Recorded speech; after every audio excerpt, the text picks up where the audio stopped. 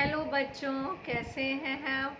I hope आप सभी बच्चे मस्त होंगे, प्रसन्नचित्त होंगे और खुश होंगे। मैं आपकी टीचर सुमन शर्मा एक बार फिर से अपने चैनल पर आप सभी बच्चों का स्वागत करती हूं और आशा करती हूं कि आप सभी बच्चे मस्त होंगे। तो आज मैं आपको कक्षा 6 वसंत भाग 1 से पाठ समझाने जा रही हूँ। पाठ का नाम है नौकर। पाठ 15 नौकर। पाठ शुरू करने से पहले मैं कहना चाहूँगी, जो बच्चे पहली बार इस लिंक से जुड़े हैं प्लीज़ वो मेरे चैनल को लाइक करें, शेयर करें और सब्सक्राइब करें, जिससे आपको समय समय पर हिंदी विषय संबंधी जानकारी मिलती रहे और हमें आपसे मोटिवेशन मिलता रहे, जिससे हम आपके लिए और बेहतर, सरल और आसान शब्दों में पाठ का अर्थ समझा सकें। तो बच्चों, शुरू करते हैं पाठ 15 नौकर। देखिए बच्चे, ये पाठ महात्मा गांधी जी से संबंधित है और महात्मा गांधी जो विश्व विख्यात थे, जिन्होंने देश की आज़ादी के लिए बहुत योगदान दिया, पर वास्तविक जीवन में वे अपने सभी काम अपने आप से करते थे। इसलिए हमें भी अपने काम स्वयं से करने चाहिए। इस पाठ के माध्यम से समझाया गया है कि चाहे आप कितनी भी बड़ी पोस्ट पर हैं, पर फिर भी आपको अपने काम स्वयं से करने चाहिए, अपने रोज़मर्रा के जीवन के। तो बच्चों, पाठ शुरू करते हैं। 15 नौकर। आश्रम में गांधी कई ऐसे काम भी करते थे जिन्हें आमतौर पर नौकर चाकर करते हैं। जिस जमाने में वे बैरिस्ट्री से हजारों रुपए कमाते थे, उस समय भी वे प्रतिदिन सुबह अपने हाथ से चक्की पर आटा पीसा करते थे। चक्की चलाने में कस्तूरबा और उनके लड़के भी हाथ बटाते थे। इस प्रकार घर में रोटी बनाने के लिए महीन या मोटा आटा वे खुद पीस लेते थे। साबरमती आश्रम में भी गांधी ने पिसाई का काम जारी रखा, यानी कि साबरमती आश्रम में भी वो स्वयं से आटा पीसने का काम करते थे। वह चक्की को ठीक करने में कभी कभी घंटों मेहनत करते थे। एक बार एक कार्यकर्ता ने कहा कि आश्रम में आटा कम पड़ गया है। आटा पिसवाने में हाथ बटाने के लिए गांधी फौरन उठकर खड़े हो गए। यानी एक कार्यकर्ता ने बताया कि आटा कम पड़ गया है, तो फौरन खड़े हो गए आटा पीसने के लिए। गेहूं पीसने से पहले उसे बीन कर साफ करने पर वह जोर देते थे। कौपिनधारी इस महान व्यक्ति को अनाज बीनते देखकर उनसे मिलने वाले लोग हैरत में पड़ जाते थे। जो लोग उनसे मिलने आते थे वो इस काम में हैरान हो जाते थे कि महात्मा गांधी गेहूं साफ कर रहे हैं। बाहरी लोगों के सामने शारीरिक मेहनत का काम करते गांधी को शर्म नहीं लगती थी। एक बार उनके पास कॉलेज के कोई छात्र मिलने आए। उनको अंग्रेज़ी भाषा के अपने ज्ञान का बड़ा गर्व था। गांधी से बातचीत के अंत में वे बोले, बापू, यदि मैं आपको कोई सेवा कर सकूं तो कृपया मुझे अवश्य बताएं। उन्हें आशा थी कि बापू उन्हें कुछ लिखने पढ़ने का काम देंगे। गांधी ने उनके मन की बात ताड़ ली, यानी गांधी जी उनकी बात को जान गए और बोले, अगर आपके पास समय हो तो इस थाली के गेहूं बीन डालिए। आगंतुक बड़ी मुश्किल में पड़ गए, लेकिन अब तो कोई चारा नहीं था। एक घंटे तक गेहूं बीनने के बाद वह थक गए और गांधी जी से विदा मांगकर चल दिए। यानी गांधी जी को पता चल गया कि वो क्या चाहते हैं और उनको एक थाली गेहूं बीनने को कहा। घंटे भर में वो गेहूं साफ हुए और वो थक हार के चले गए। कुछ वर्षों तक गांधी ने आश्रम के भंडार का काम संभालने में मदद की। सवेरे की प्रार्थना के बाद वे रसोई घर में जाकर सब्जियां छीलते थे। रसोई घर या भंडारे में अगर वे कहीं गंदगी या मकड़ी का जाला देखा पाते थे तो अपने साथियों को आड़े हाथों लेते। उन्हें सब्जी, फल और अनाज के पौष्टिक गुणों का ज्ञान था। एक बार एक आश्रमवासी ने बिना धोए आलू काट दिए। गांधी जी ने उसे समझाया कि आलू और नींबू को बिना धोए नहीं काटना चाहिए। एक बार एक आश्रमवासी को कुछ ऐसे केले दिए गए जिनके छिलकों पर काले चकत्ते पड़ गए थे। उसने बहुत बुरा माना। तब गांधी जी ने उसे समझाया कि ये जल्दी पच जाते हैं और तुम्हें खास तौर पर इसलिए दिए गए हैं कि तुम्हारा हाजमा कमज़ोर है। गांधी आश्रम वासियों को अक्सर स्वयं ही भोजन परोसते थे, अपने हाथ से खाना डालते थे।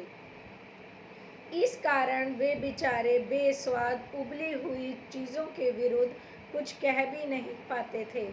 दक्षिण अफ्रीका की एक जेल में वे सैकड़ों कैदियों को दिन में 2 बार भोजन परोसने का कार्य भी कर चुके थे। बता रहे हैं कि दक्षिण अफ्रीका में एक बार वो जेल में जब गए थे तो ये काम वो पहले कर चुके हैं। आश्रम का एक नियम यह भी था कि सब लोग अपने बर्तन खुद साफ करें। रसोई के बर्तन बारी बारी से कुछ लोग दल बांध कर धोते थे, यानी कि रसोई के बड़े बड़े बर्तनों को बांटा हुआ था कि कौन इसे धोएगा। एक दिन गांधी ने बड़े बड़े पतीलों को खुद साफ करने का काम अपने ऊपर लिया। इन पतीलों की पेंदी में खूब कालिख लगी थी। राख भरे हाथों से वह एक पतीली को खूब जोर जोर से रगड़ने में लगे हुए थे कि तभी कस्तूरबा वहाँ आ गई, उनकी पत्नी वहाँ आ गई। उन्होंने पतीले को पकड़ लिया और बोली, यह काम आपका नहीं है, इसे करने को और बहुत से लोग हैं। गांधी को लगा कि उनकी बात मान लेने में ही बुद्धिमानी है। वे चुपचाप कस्तूरबा को उन बर्तनों की सफाई सौंप कर चले गए। बर्तन एकदम चमकते ना हो तब तक गांधी को संतोष नहीं होता था।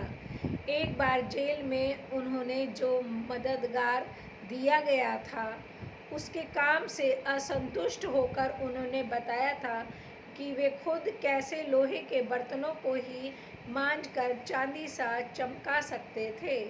यानी एक बार जेल में उन्हें एक हेल्पर मिला था तो वो उससे असंतुष्ट थे, तो गांधी जी ने बताया कि मैं सारा काम वहाँ पे लोहे के बर्तनों को चमकाता था चांदी की तरह। जब आश्रम का निर्माण हो रहा था उस समय वहाँ आने वाले कुछ मेहमानों को तंबुओं में सोना पड़ता था। एक नवागत को पता नहीं था कि अपना बिस्तर कहाँ रखना चाहिए, इसलिए उसने बिस्तर को लपेट कर रख दिया और यह पता लगाने लगा कि उसे कहाँ रखना है। लौटते समय उसने देखा कि गांधी खुद अपना बिस्तर कंधे पर उठाए रखने चले जा रहे हैं। आश्रम के लिए बाहर बने कुएं से पानी खींचने का काम भी वे रोज करते थे। एक दिन गांधी कुछ अस्वस्थ थे और चक्की पर आटा पीसने के काम में हिस्सा बटा चुके थे। उनके एक साथी ने उन्हें थकावट से बचाने के लिए अन्य आश्रम वासियों की सहायता से सभी बड़े बड़े बर्तनों में पानी भर डाला। गांधी जी को यह बात पसंद नहीं आई, मन में कुछ ठेस भी लगी। उन्होंने बच्चों के नहाने का एक टब उठा लिया और कुएं में उसमें पानी भरकर टब को सिर पर उठाकर आश्रम में ले आए। बेचारे कार्यकर्ता को बहुत पछतावा हुआ कि मैंने उनका काम करा और उनको ये काम अच्छा नहीं लगा। वो सभी काम अपने आप से करना चाहते थे। शरीर से जब तक बिल्कुल लाचारी ना हो तब तक गांधी जी को यह बात बिल्कुल पसंद नहीं थी कि महात्मा या बूढ़े होने के कारण उनको अपने हिस्से का दैनिक शारीरिक श्रम भी ना करना पड़े। उनमें हर प्रकार का काम करने की अद्भुत क्षमता और शक्ति थी। वे थकान का नाम भी नहीं जानते थे। दक्षिण अफ्रीका में बोअर युद्ध के दौरान उन्होंने घायलों को स्ट्रेचर पर लादकर एक एक दिन में 25-25 मील तक ढोया था। वह मीलों पैदल चल सकते थे। दक्षिण अफ्रीका में जब वे टॉल्स्टॉय बाड़ी में रहते थे, तब पास के शहर में कोई काम होने पर दिन में अक्सर 42 मील तक पैदल चलते थे। इसके लिए वे घर में बना हुआ कुछ नाश्ता साथ लेकर सुबह 2 बजे ही निकल पड़ते थे। शहर में खरीदारी करते और शाम होते होते वापस फार्म पे लौट आते थे। उनके अन्य साथी भी उनके इस उदाहरण का खुशी खुशी अनुकरण करते थे। एक बार किसी तालाब की भराई का काम चल रहा था, जिसमें गांधी के साथी लगे हुए थे। एक सुबह काम खत्म करके वे लोग फावड़े, कुंदाल और टोकरियां लिए जब वापस लौटे, तो देखते हैं कि गांधी उनके लिए तश्तरियों में नाश्ते के लिए फल आदि तैयार करके रखे हैं। एक साथी ने पूछा, आपने कुछ लोगों के लिए यह सब कष्ट क्यों किया? क्या यह उचित है कि हम आपसे सेवा कराएं? गांधी ने मुस्कुराकर उत्तर दिया, क्यों नहीं? मैं जानता था कि तुम लोग थके मांदे लौटोगे। तुम्हारा नाश्ता तैयार करने के लिए मेरे पास खाली समय था। दक्षिण अफ्रीका में रहने वाले भारतीयों के जाने माने नेता के रूप में गांधी भारतीय प्रवासियों की मांगों को ब्रिटिश सरकार के सामने रखने के लिए एक बार लंदन गए। वहां उन्हें भारतीय छात्रों ने एक शाकाहारी भोज में निमंत्रित किया। छात्रों ने इस अवसर के लिए स्वयं ही शाकाहारी भोजन तैयार करने का निश्चय किया था। तीसरे पहर 2 बजे एक दुबला पतला और छरहरा आदमी आकर उनमें शामिल हो गया और तश्तरियाँ धोने, सब्जी साफ करने तथा अन्य छुटपुट काम करने में उनकी मदद करने लगा। बाद में छात्रों का नेता वहां आया तो क्या देखता है कि वह दुबला पतला आदमी और कोई नहीं, उस शाम को भोज पर निमंत्रित उनके सम्मानित अतिथि गांधी थे। गांधी दूसरों से काम लेने में बहुत सख्त थे, लेकिन अपने लिए दूसरे से काम करवाना उन्हें नापसंद था। एक बार एक राजनीतिक सम्मेलन से गांधी जब अपने डेरे पर लौटे तो रात हो गई थी। सोने से पहले वे अपने कमरे का फर्श बुहार रहे थे। उस समय रात के 10 बजे थे। एक कार्यकर्ता ने दौड़कर गांधी के हाथ से बुआरी ले ली। जब गांधी गांव का दौरा कर रहे होते, उस समय रात को यदि लिखते समय लालटेन का तेल खत्म हो जाता तो वे चंद्रमा की रोशनी में ही पत्र पूरा कर लेना ज़्यादा पसंद करते थे, लेकिन सोते हुए अपने किसी थके हुए साथी को नहीं जगाते थे। 9 खाली पद यात्रा के समय गांधी ने अपने शिविर में केवल 2 आदमियों को ही रहने की अनुमति दी। इन दोनों को यह नहीं मालूम था कि खाकरा कैसे बनाया जाता है। इस पर गांधी स्वयं रसोई में जा बैठे और निपुण रसोइये की तरह उन्होंने खाकरा बनाने की विधि बताई। उस समय गांधी की अवस्था 78 वर्ष की थी। गांधी को बच्चों से बहुत प्रेम था। अपने बच्चों के जन्म के 2 माह बाद उन्होंने कभी किसी दाई को बच्चे की देखभाल के लिए नहीं रखा। वे मानते थे कि बच्चे के विकास के लिए माँ बाप का प्यार और उनकी देखभाल अनिवार्य है। वे माँ की तरह बच्चों की देखभाल कर सकते थे, खिला पिला और बहला सकते थे। एक बार दक्षिण अफ्रीका में जेल से छूटने के बाद घर लौटने पे उन्होंने देखा कि उनके मित्र की पत्नी श्रीमती पोलक बहुत दुबली और कमज़ोर हो गई हैं। उनका बच्चा उनका दूध पीना छोड़ता नहीं था और वह उसको दूध छुड़ाने की कोशिश कर रही थी। बच्चा उन्हें चैन नहीं लेने देता था और रो रो कर उन्हें जगाए रखता था। गांधी जिस दिन लौटे उसी रात से उन्होंने बच्चे की देखभाल का काम अपने हाथों में ले लिया। सारे दिन बड़ी मेहनत करने, सभाओं में भाषण देने के बाद 4 मील पैदल चल के गांधी कभी कभी रात को 1 बजे घर पहुंचते थे और बच्चे को श्रीमती पोलक के बिस्तर पर से उठाकर अपने बिस्तर पर लिटा लेते थे। वह चारपाई के पास एक बर्तन में पानी भरकर रख लेते ताकि यदि बच्चे को प्यास लगे तो उसे पिला दें, लेकिन इसकी ज़रूरत ही नहीं पड़ती थी। बच्चा कभी नहीं रोता और उनकी चारपाई पे रात में आराम से सोता रहता था। एक पखवाड़े तक माँ से अलग सुलाने के बाद बच्चे ने माँ का दूध छोड़ दिया। गांधी अपने से बड़ों का बड़ा आदर करते थे। दक्षिण अफ्रीका में गोखले गांधी के साथ ठहरे हुए थे। उस समय गांधी ने उनके दुपट्टे पर इस्त्री की। वह उनका बिस्तर ठीक करते थे, उनको भोजन परोसते थे और उनके पैर दबाने को भी तैयार रहते थे। गोखले बहुत मना करते थे, लेकिन गांधी नहीं मानते थे।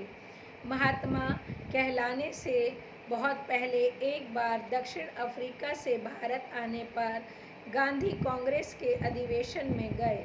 वहां उन्होंने गंदे पाखाने साफ किए और बाद में उन्होंने एक बड़े कांग्रेसी नेता से पूछा, मैं आपकी क्या सेवा कर सकता हूँ? नेता ने कहा, मेरे पास बहुत से पत्र इकट्ठे हो गए हैं जिनका जवाब देना है। मेरे पास कोई कारकुन नहीं है जिसे यह काम दूं। क्या तुम यह काम करने को तैयार हो? गांधी ने कहा, जरूर, मैं ऐसा कोई भी काम करने को तैयार हूँ जो मेरे सामर्थ्य से बाहर ना हो। यह काम उन्होंने थोड़े ही समय में समाप्त कर डाला और इसके बाद उन्होंने उन नेता की कमीज़ के बटन आदि लगाने और उनकी अन्य सेवा का काम खुशी से किया। जब कभी आश्रम में किसी सहायक को रहने की आवश्यकता होती थी तो गांधी किसी हरिजन को रखने का आग्रह करते थे। उनका कहना था कि नौकरों को हम वेतनभोगी मजदूर नहीं, अपने भाई के समान मानना चाहिए। इसमें कुछ कठिनाई हो सकती है, कुछ चोरियां हो सकती हैं, फिर भी हमारी कोशिश सर्वथा निष्फल नहीं जाएगी। उन्हें यह मालूम ही ना था कि किसी को नौकर की भांति कैसे रखें। एक बार भारत की जेल में उनके कई साथी कैदियों को उनकी सेवा टहल का काम सौंपा गया। एक आदमी उनके फल धोता या काटता, दूसरा बकरियों को धोता, तीसरा उनके निजी नौकर की तरह काम करता और चौथा उनके पाखाने की सफाई करता था। एक ब्राह्मण कैदी उनके बर्तन धोता था और 2 गोरे यूरोपियन प्रतिदिन उनकी चारपाई बाहर निकालते थे। गांधी ने देखा कि इंग्लैंड में ऊंचे घरानों में घरेलू नौकरों को परिवार का आदमी माना जाता था। एक बार एक अंग्रेज के घर से विदा लेते समय उन्हें यह देखकर खुशी हुई कि घरेलू नौकरों को उनसे परिचय नौकरों की तरह नहीं बल्कि परिवार के सदस्य के समान कराया गया। एक बार एक भारतीय सज्जन के यहाँ काफ़ी दिनों तक ठहरने के बाद गांधी जब चलने लगे तब उस घर के नौकरों से उन्होंने विदा ली और कहा, मैं कभी किसी को अपना नौकर नहीं समझता, उसे भाई या बहन ही माना है और आप लोगों को भी मैं अपना भाई समझता हूँ। आपने मेरी जो सेवा की उसका प्रतिदान देने की सामर्थ्य मुझ में नहीं है, लेकिन ईश्वर आपको इसका पूरा फल देंगे। अनु बंदोपाध्याय। लेखिका के बारे में। अनु 1917 से 2006 स्वतंत्रता आंदोलन के साथ साथ सामाजिक कार्यों में भी गांधी जी के अभिन्न सहयोगी रही। उन्होंने clustered works of Mahatma Gandhi के संपादन के अलावा कस्तूरबा ट्रस्ट के साथ भी काम किया। बहुरूप गांधी में लेखिका ने गांधी जी की दिनचर्या के उन कार्यों की रोचकता से लिखा है जिन्हें गांधी खुशी से करते थे।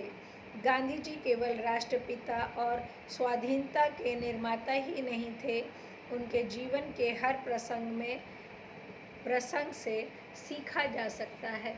बच्चों, इस पाठ में आपने बहुत सारी चीज़ें सीखी होंगी, छोटी छोटी और बड़ी से बड़ी, जिन्हें यदि हम अपने जीवन में उतार लें तो हम भी आत्मनिर्भर बन सकते हैं, हम किसी के मोहताज नहीं हो सकते। एक बार आप पुनः इसे पढ़ें, सुने और समझें, आपको अच्छे से समझ में आ जाएगा। ओके बच्चों, बाय, टेक केयर।